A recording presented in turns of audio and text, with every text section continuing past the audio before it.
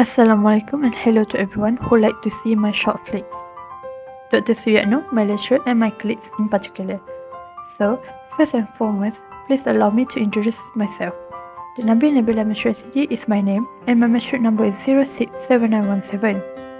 As you can see, I was the treasurer and one of the committee members that worked hard to make this program a success, and it was my first experience running an event during my degree years.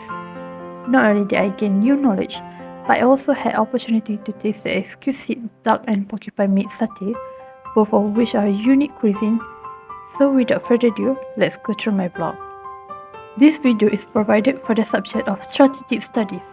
I will share some of the knowledge of transnational organized crime that I obtained during a recent visit to the Custom and Immigration Office in Ratu Panjang, Kelantan. Are you all ready? Come with me. First of all, let me ask you, do you know what TOC is, or transnational organized crime? Don't worry, let me tell you. Transnational organized crime, or TOC, refer to the criminal activities conducted by the organized group that operate across national borders, engaging in illicit enterprise for financial gain or power. TOC network often exploit global network advancement in technology and weak governance structure to facilitate their operation. In Malaysia, TOC presents challenges across various sectors, including drug trafficking, human trafficking, smuggling, money laundering, and cybercrime. Furthermore, transnational organized crime (TOC) network operating in Malaysia employ various strategies in drug trafficking, exploiting the country's geographic location, transportation infrastructure, and smuggling routes. Malaysia's strategic location within Southeast Asia made it an attractive transit point of drug trafficking. TOC network capitalized on the country's extensive transportation network, including port, airport, and land borders, to facilitate the movement of drugs. This network enabled them to smuggle drugs into the country, store them, and distribute them locally or for onward transportation to other destinations. To combat drug trafficking and transnational organized crime, Malaysia have implemented various measures. These include strengthening border security, enhancing intelligence sharing, and cooperation with international partners. Furthermore, TOC also exploit various methods in human trafficking, where they often work with the recruitment agents or intermediaries to identify individuals seeking better opportunities, such as migrant workers or refugees. They promise those jobs, better living conditions, or safe passage to another country.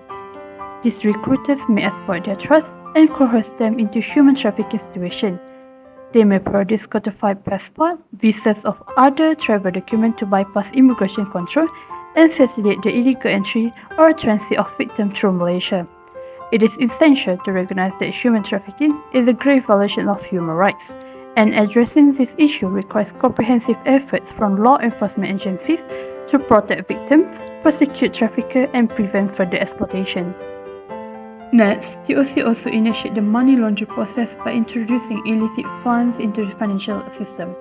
They may use various methods such as depositing cash into bank accounts, purchasing asset-led properties or luxury goods, and investing in legitimate businesses. By doing so, they convert their illicit cash into more legitimate form. They will also conduct multiple transactions involving complex financial mechanisms such as wire transfer, offshore accounts, or share companies. These transactions create layers of complexity and confusion, making it challenging to identify the original source of the funds. To combat money laundering in Malaysia, the government have implemented legislation and regulatory frameworks such as the Anti-Money Laundering, Anti-Terrorism Financing, and Proceeds of Unlawful Activity Act (AMLA) to enhance financial transparency, reporting, recruitment, and the enforcement of anti-money laundering measures. Lastly, TOC network also may conduct hacking activities to gain unauthorized access to computer system, network, or database. They exploit vulnerabilities in software, weak password, or social engineering technique to breach the security measure of organizations, including government agencies, businesses, or individuals. Once inside, they may steal sensitive data such as personal information, financial record, or intellectual property.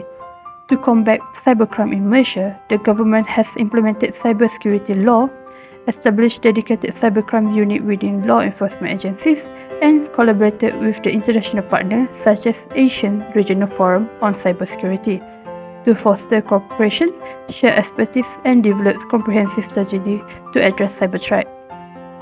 In conclusion, the Malaysian government has taken steps to combat TOC by strengthening law enforcement agencies, enhancing border security measures, implementing legislation, and participating in international initiatives.